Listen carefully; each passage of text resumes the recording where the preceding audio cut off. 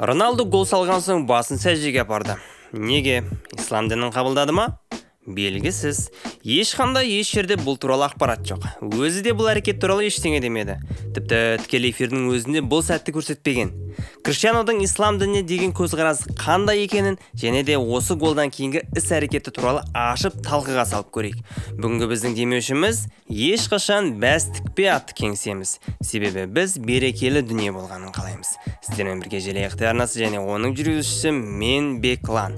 Маған қолдау ретінде арнама жазылып кетіңіз. Ерінбеңіз, сіздің қолдауыңыз өте маңызды.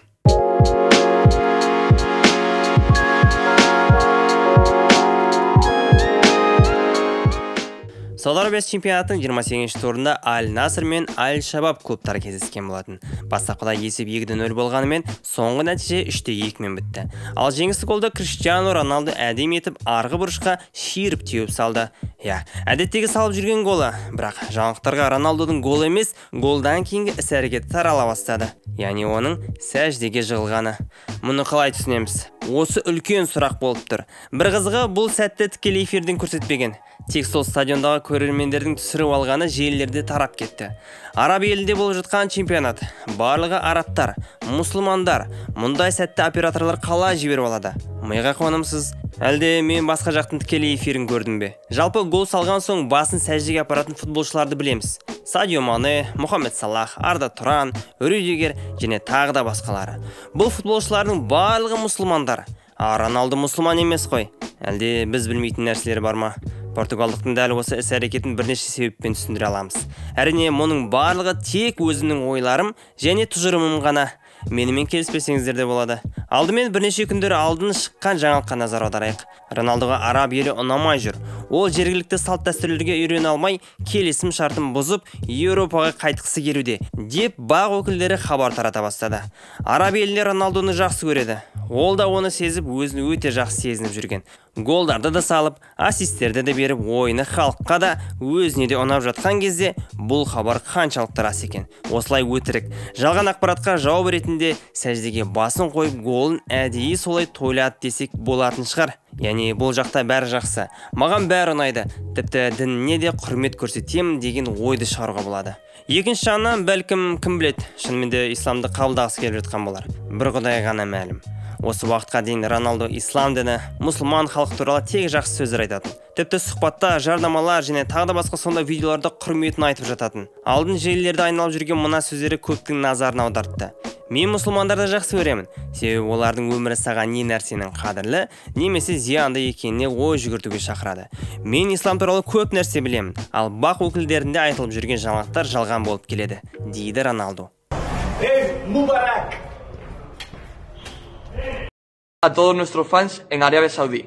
Ramadán Mubarak. Хабиб Нурмагомедов пен Криштиану Роналду дос десек те болады.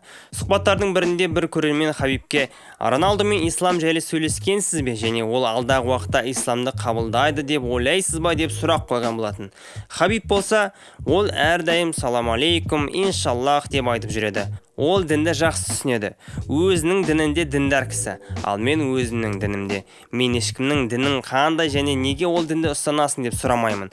Роналду менде ол туралы сөйлеспегенмін деп жауап берді. Of course, Khabib gonna win, my brother. Inshallah.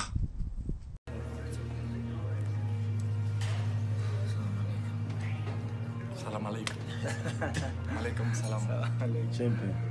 2013 жылы араб елінің Мобили атты мобильдік операторы футболшыға португал тіліне аударылған Құран сыйлаған екен.